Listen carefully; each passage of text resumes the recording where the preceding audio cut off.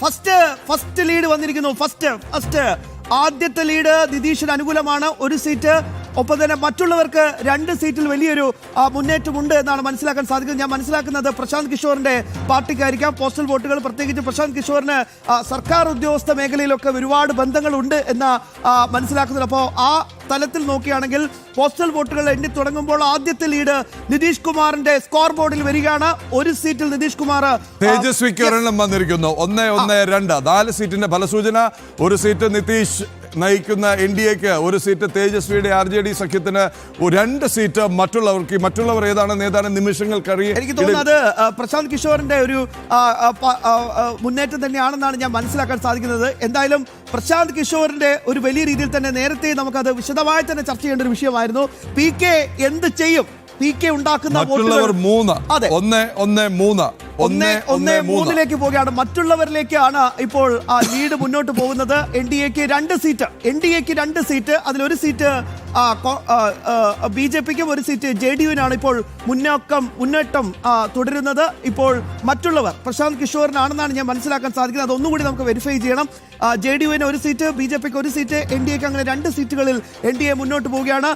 മഹാഗഠബന്ധനും 2 സീറ്റിലേക്ക് പോയിക്കൊണ്ടിരിക്കുന്നു. RJD തന്നെയാണ് 2 സീറ്റിലും ലീഡ് ചെയ്യുന്നത്. 4 പേർ പോലും പറയാൻ കഴിയില്ല. കാരണം പോസ്റ്റൽ വോട്ട് മാത്രമാണ്. പോസ്റ്റൽ വോട്ടിൽ വന്ന ആവേശത്തോടു കൂടി വരുന്ന ആദ്യമാണ് 2-2-4.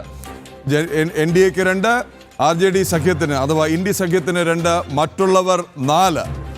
അതിൽ ഏറ്റവും പ്രധാനപ്പെട്ട ഒരു സർപ്രൈസിങ് എലിമെന്റ് എന്താണെന്ന് വെച്ചാൽ ഈ തുടക്കം തന്നെ മറ്റുള്ളവരിലേക്ക് ഒരു ശ്രദ്ധ പോകുന്നു. അതൊരു നെഞ്ചിരിപ്പ് കൂടുതലുണ്ടാവും. കാരണം ആ പോസ്റ്റൽ വോട്ട് എന്ന് പറഞ്ഞാൽ അതൊരു സൂചനയുണ്ട്.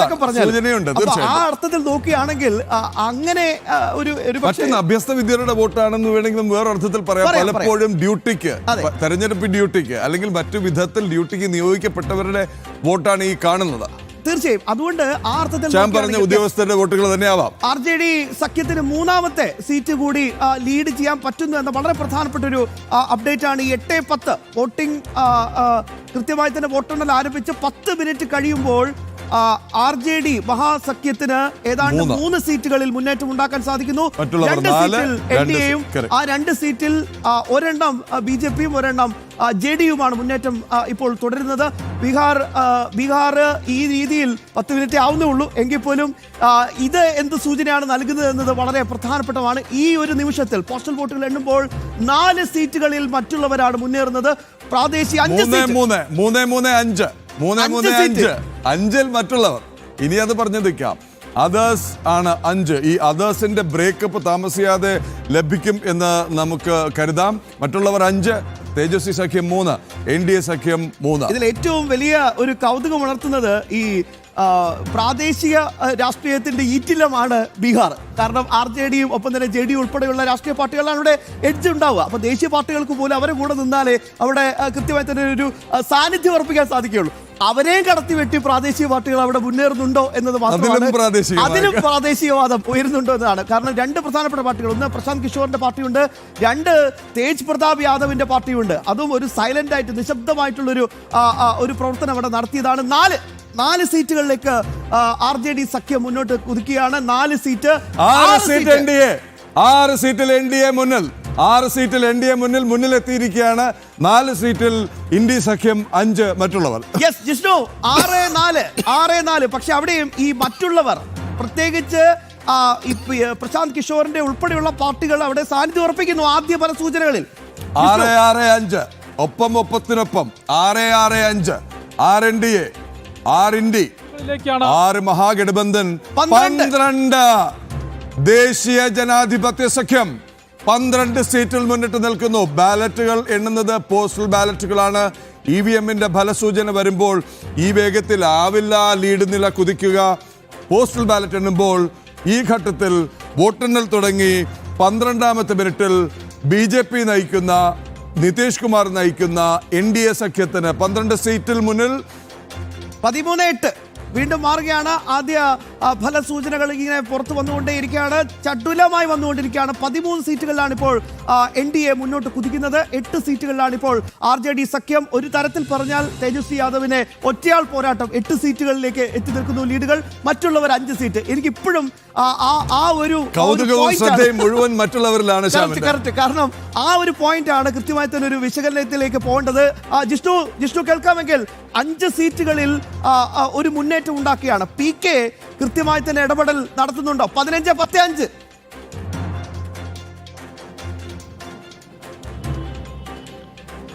ശ്യാം, അതിൽ 5 സീറ്റുകളിൽ ജൻസുരാജ് പാർട്ടിയാണ് 3 സീറ്റുകളിൽ ലീഡ് ചെയ്യുന്നത്.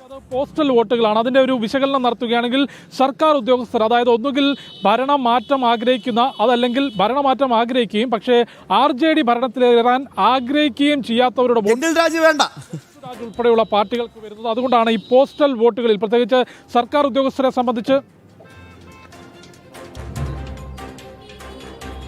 പ്രത്യേകിച്ച് സർക്കാർ ഉദ്യോഗസ്ഥരെ സംബന്ധിച്ച് അവർ കഴിഞ്ഞ 20 വർഷമായി നിതീഷ് കുമാറിന്റെ ഭരണം കാണുന്നു. പക്ഷേ ആ ഭരണത്തിൽ നിന്ന് മാറ്റം വേണമെന്ന് ആഗ്രഹിക്കുന്നവരുണ്ടാകാം. RJDയെ തിരിച്ച് ഭരണത്തിലേക്ക് കൊണ്ടുവരണമെന്ന ആഗ്രഹവും ഉണ്ടാകില്ല. അതുകൊണ്ട് തന്നെയാണ് ഈ മറ്റുള്ളവരുടെ സ്കോർ ബോർഡിൽ ഈ പോസ്റ്റൽ വോട്ടുകൾ എണ്ണുമ്പോൾ ഇത്രയധികം സീറ്റുകൾ കയറിയിട്ടുള്ളത്. പക്ഷേ അത്ര വലിയൊരു രീതിയിലേക്ക് മറ്റുള്ളവർ പോകാൻ, അതായത് പരമാവധി 5 മുതൽ 8 വരെ സീറ്റ്. പക്ഷേ ഏറ്റവും പ്രധാനപ്പെട്ട കാര്യം മറ്റുള്ളവർ പിടിക്കുന്ന വോട്ട് വളരെ പ്രധാനപ്പെട്ട ഒരു പോയിന്റ് കൂടിയാണ് ജിഷു. കാരണം ഈ 16-14 ഏകദേശം ഇപ്പോൾ വോട്ടെണ്ണൽ ആരംഭിച്ച് 15 മിനിറ്റ് കൃത്യമായി എത്തി നിൽക്കുമ്പോൾ ഏതാണ്ട് ഒരു നെക്ക് ടു നെക്ക് അല്ലെ ഒരു ഫൈറ്റാണ് നടക്കുന്നത്. പക്ഷെ അവിടെ ഏറ്റവും കൗതുകമുള്ള ഒരു വാർത്ത മുന്നോട്ട് വരുന്നത് മൈഥിലി താക്കൂർ അലിഗഡ് മണ്ഡലത്തിൽ മുന്നിട്ട് നിൽക്കുന്നു എന്നുള്ളതാണ്. പ്രധാനമന്ത്രി നേരിട്ട് നിയോഗിച്ച സ്ഥാനാർത്ഥിയായ മൈഥിലി താക്കൂർ മുന്നിട്ട് നിൽക്കുന്നു അലിഗഡ് മണ്ഡലത്തിൽ എന്നുള്ള വിവരമാണ് ഇപ്പോൾ വരുന്നത്. അതുപോലെ തന്നെ ജയിലിൽ നിന്ന് മത്സരിച്ച അനന്ത് സിംഗ് മുന്നിട്ട് നിൽക്കുന്നുണ്ട് കേട്ടോ. പൊളിറ്റിക്സിൽ അതൊരു പുതുമയുള്ള കാര്യമല്ല. എന്തായാലും 17 സീറ്റുകളിലാണ് ഇപ്പോൾ NDA മുന്നിട്ട് നിൽക്കുന്നത്. 14 സീറ്റുകളിൽ RJD സഖ്യം മുന്നിട്ട് നിൽക്കുന്നു. അതിൽ 10 സീറ്റുകളിലും RJD തന്നെയാണ്, ഒറ്റയ്ക്കുള്ള പോരാട്ടമാണ്. എന്നാൽ NDAയുടെ ചാർട്ടിലേക്ക് വരുമ്പോൾ അത് ഒപ്പത്തിനൊപ്പമാണ്. 8 സീറ്റുകളിൽ BJPയും 9 സീറ്റുകളിൽ JDയും ഇപ്പോൾ മുന്നേറ്റം ഉണ്ടാക്കുന്നുണ്ട്. 18 സീറ്റുകളിലാണ് ദേശീയ ജനാധിപത്യ സഖ്യത്തിന്റെ മുന്നേറ്റമുള്ളത്. ഇപ്പോഴും എൻ്റെ പ്രധാനപ്പെട്ട പോയിന്റ് അവിടെ നിൽക്കുകയാണ് പ്രദീപ്. കാരണം ഈ മറ്റുള്ളവർ 5 സീറ്റുകളിലേക്ക് മുന്നേറുമ്പോൾ സ്വാഭാവികമായിട്ടും വലിയൊരു വോട്ട് ഒരു എന്താ പറയാ PK എടുക്കുന്ന ഒരു വോട്ട് ആരുടെ വോട്ടായിരിക്കും ആർക്ക് തിരിച്ചടിയാകും എന്നുള്ളതാണ്. അപ്പൊ വളരെ വ്യക്തമാണ് PK വോട്ട് പിടിക്കുന്നുണ്ട്, ജൻസുരാജ് പാർട്ടി വോട്ട് പിടിക്കുന്നുണ്ട്. അതെ, ഒരു സൂരജ് അഭിയാൻ എന്ന പേരിൽ ബീഹാറിന്റെ എല്ലാ മേഖലകളിലേക്കും PK എത്തുന്ന ഒരു സാഹചര്യം ഉണ്ടായിരുന്നു. മാത്രമല്ല ഈ വിട്ടുപോകുന്ന അവിടെ ഏറ്റവും വലിയൊരു പ്രശ്നമായിരുന്നു. കാരണം ആളുകളുടെ എണ്ണം കുറയ്ക്കാൻ വേണ്ടി നിതീഷ് കുമാറിന് സാധിച്ചെങ്കിലും അവരെ പൂർണ്ണമായും ബീഹാറിലേക്ക് പിടിച്ചു നിർത്താനുള്ള എന്തുണ്ട് എന്നൊരു ചോദ്യം വളരെ പിന്നെ മറ്റൊരു കാര്യം ശ്രദ്ധേയമാണ്. ഈ PK പ്രശാന്ത് കിഷോറിന്റെ വർത്തമാനം നേരിട്ടായിരുന്നു. തെരുവ് കയറിയിറങ്ങി ഗ്രാമാന്തരങ്ങളിൽ ചെന്ന് ചെറിയ കവലയോഗങ്ങൾ വിളിച്ച് റാലികൾ നടത്തി ജനങ്ങളുമായി സംബന്ധിച്ചുകൊണ്ട് 26 സീറ്റിലേക്ക് NDA ഇപ്പോൾ മുന്നേറുന്ന ഒരു കാഴ്ച കൂടിയുണ്ട്. എന്തൊക്കെ പറഞ്ഞാലും ഇപ്പോഴും അതൊരു വളരെ പ്രധാനപ്പെട്ട ഒരു പോയിന്റ് ആയിട്ട് അവിടെ നിൽക്കുന്നുണ്ട്. 29 സീറ്റുകളിലേക്ക് NDA ഇതാ മുന്നേറുന്നു. 15 സീറ്റുകളിലേക്കാണ് ഇപ്പോൾ RJD സഖ്യത്തിന്റെ മുന്നേറ്റം തുടരുന്നത്. 5 സീറ്റുകളിലേക്ക്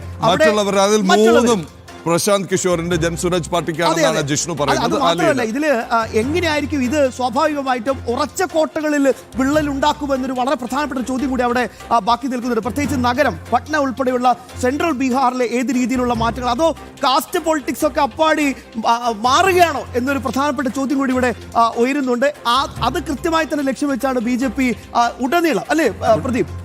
29-15-6 സീറ്റിൽ NDA, 15 സീറ്റിൽ ഇന്ത്യ സഖ്യം, 6 സീറ്റിൽ മറ്റുള്ളവർ, 4 സീറ്റിലെങ്കിലും ജൻസുരാജ് പാർട്ടി മുന്നിട്ട് നിൽക്കുന്നു എന്ന് വേണം നമുക്ക് മനസ്സിലാക്കാൻ കഴിയുന്നത്. പോസ്റ്റൽ വോട്ടുകളാണ് ട്രെൻഡ് എന്ന് പോലും പറയാനുള്ള സമയം ആകുന്നേ ഉള്ളൂ. അതിന് ഇനി നിമിഷങ്ങൾ കൂടി ബാക്കിയുണ്ട്. ഒരു പക്ഷേ 8-ഓടുകൂടി ട്രെൻഡ് വ്യക്തമാകും. പക്ഷേ പോസ്റ്റൽ ബാലറ്റിന്റെ ഫലസൂചന ഇതാണ്. 29 ഇടത്ത് 33 ആയിരിക്കുന്നു. 33 പ്രദീപ്, 33 ഇടങ്ങളിൽ BJP സഖ്യത്തിന്റെ നിതീഷ് രാജിന്റെ തുടക്കമാണോ അല്ലെങ്കിൽ തുടർച്ചയാണോ, തുടരും നിതീഷ് രാജ് എന്നുള്ള വളരെ പ്രധാനപ്പെട്ട ഒരു പോയിന്റിലേക്ക് നമുക്ക് ഈ നിമിഷം എത്താനാകുമോ എന്നൊന്നും അറിയില്ല. എങ്കിൽ പോലും ഇപ്പോഴത്തെ സൂചനകൾ പ്രകാരം 33 ഇടങ്ങളിൽ കൃത്യമായ ഒരു മുന്നേറ്റം ഉണ്ടാക്കുന്നു നാഷണൽ ഡെമോക്രാറ്റിക് അലയൻസ്. 19 ഇടത്താണ് RJDയുടെ പോരാട്ടം. RJD എന്ന് ഞാൻ എടുത്തെടുത്ത് പറയാണ്, കോൺഗ്രസ് ചിത്രത്തിലേക്ക് അതിലേക്ക് വന്നില്ല, എന്നോട് ക്ഷമിക്കണം. എന്തായാലും RJDയുടെ പോരാട്ടം നടക്കുന്നു. 6 സീറ്റുകളിലാണ് മറ്റുള്ളവർ കൃത്യമായി തന്നെ പോരാട്ടം തുടരുന്നത്. ആ 6 സീറ്റാണ് ഇപ്പോഴും ഒരു പക്ഷേ എൻഡിഎയുടെയും എടുത്തു പറയാനുള്ള ഒരു സംഗതി എന്ന് പറയുന്നത് NDAയിലെ എല്ലാ ഘടകകക്ഷികളും അക്കൗണ്ട് തുറക്കുന്ന സൂചന കാണിച്ചു കഴിയുമ്പോൾ 3 സീറ്റിൽ മുന്നോട്ട് നിൽക്കുന്നു. ചിരാഗ് പസ്വാൻ JDU 14 സീറ്റുകൾ മുന്നോട്ട് നിൽക്കുന്നു.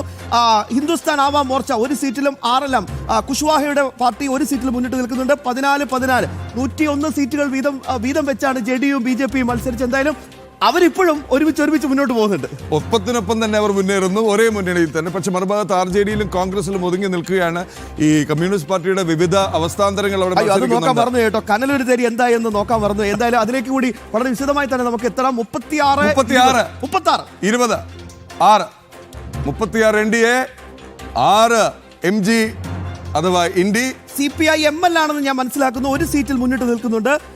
CPI-ML ഒരു സീറ്റിൽ മുന്നിട്ട് നിൽക്കുന്നുണ്ടെന്നതാണ് ഏറ്റവും പ്രധാനപ്പെട്ട കാര്യം. എന്തായാലും 36 ഇടങ്ങളിലാണ് ഇപ്പോൾ ഈ നിമിഷം പോസ്റ്റൽ ബാലറ്റുകൾ എണ്ണി തുടങ്ങി കഴിഞ്ഞപ്പോൾ 36 ഇടങ്ങളിൽ കൃത്യമായി തന്നെ ഒരു മുന്നേറ്റം ഉണ്ടാക്കാൻ BJPക്കും JDUവിനും രാംവിലാസ് പസ്വാന്റെ പാർട്ടി, ചിരാഗ് പസ്വാന്റെ പാർട്ടി LJPക്കും സാധിക്കുന്നു എന്നതാണ് ഈ നിമിഷം നമുക്ക് നൽകാവുന്ന ഏറ്റവും പ്രധാനപ്പെട്ട അപ്ഡേറ്റ്സ്. പ്രദീപ്, അതിൽ വീണ്ടും എന്റെ ആശങ്ക സ്വാഭാവികമായിട്ട് എന്റെ മാത്രമല്ല, 40 NDAയുടെ കുതിപ്പ്. പോസ്റ്റൽ ബാലറ്റിൽ എന്തായാലും കുതിപ്പാണ്. പോസ്റ്റൽ ബാലറ്റ് സൂചനയാണെങ്കിൽ, പോസ്റ്റൽ ബാലറ്റ് ഫലസൂചനയാണെങ്കിൽ 40 ഇടത്ത് NDA മുന്നിട്ട് നിൽക്കുന്നു. 23 ഇടത്ത് ഇന്ത്യ സഖ്യം അഥവാ തേജസ്വി യാദവിന്റെ RJD സഖ്യം മുന്നിട്ട് നിൽക്കുമ്പോൾ 6 സീറ്റിൽ മറ്റുള്ളവർ, അതിൽ 4 ജൻസുരാജാണ് എന്നാണ് വിവരം.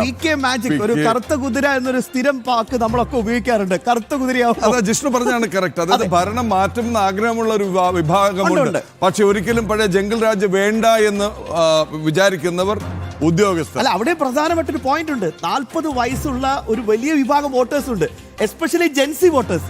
അവരെന്താണ് ചിന്തിക്കുന്നത് എന്നാണ് ഏറ്റവും പ്രധാനപ്പെട്ട ആ ചോദ്യത്തിനുള്ള ഉത്തരം കൂടിയാണ് പ്രശാന്ത് കിഷോർ തന്റെ സ്കോർ ബോർഡിൽ എണ്ണം കൂട്ടിക്കൊണ്ട് ഈ ഉത്തരം നൽകുന്നത്. പക്ഷേ ഇത് അന്തിമമല്ല. 40, 23, 7 എന്ന് പറയുമ്പോൾ പോസ്റ്റൽ വോട്ടിന്റെ ആദ്യഘട്ടം മാത്രം. അപ്പോൾ സ്വാഭാവികമായിട്ടും BJPയുടെ പ്രധാനപ്പെട്ട നേതാക്കളെല്ലാം മുന്നിലാണ് എന്ന വളരെ അപ്ഡേറ്റ്സ് ഇപ്പോൾ പുറത്തു വരുന്നുണ്ട്.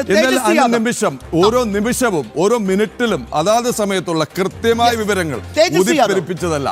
തേജസ്വി യാദവ് താരാപൂരിൽ ഇപ്പോൾ മുന്നിട്ട് നിൽക്കുന്നു എന്ന വളരെ പ്രധാനപ്പെട്ട അപ്ഡേറ്റ്സ്. ജൻസുരാജ് പാർട്ടി 3 സീറ്റിൽ മുന്നിൽ എന്നുള്ളതാണ് ഏറ്റവും ഒടുവിൽ വരുന്നത്. 3 സീറ്റിൽ ജൻസുരാജ് പാർട്ടി മുന്നിട്ട് നിൽക്കുന്നു. ജൻസുരാജ് പാർട്ടി അപ്പോൾ 41 വളരെ പ്രധാനപ്പെട്ട അപ്ഡേറ്റ് അറിയേണ്ടത് തേജ് പ്രതാപിന് എന്തെങ്കിലും ചലനം ഉണ്ടാക്കാൻ സാധിച്ചോ? ഒരുപക്ഷെ ഈ സ്കോർ ബോർഡിൽ തേജ് പ്രതാപിന് എത്താൻ സാധിച്ചില്ല. പക്ഷേ വോട്ട് ബാങ്ക് മറ്റ് ചില സ്കോർ ബോർഡുകളിൽ എന്ത് ചലനം ഉണ്ടാക്കി എന്നുള്ളത് മഹുവയിൽ അദ്ദേഹം തുടക്കം കുറിച്ച ലാലു പ്രസാദിന്റെ മകൻ എന്നുള്ള ഒറ്റ പരിഗണനയിൽ അദ്ദേഹം മത്സരിച്ച മഹുവയിൽ തന്നെ വീണ്ടും മത്സരിക്കുകയാണ്. പിന്നെ ഒട്ടനവധി ഡ്രാമ നടന്നിട്ടുണ്ട് ആ ജീവിതത്തിൽ. അതിലേക്ക് പിന്നെ എത്താം.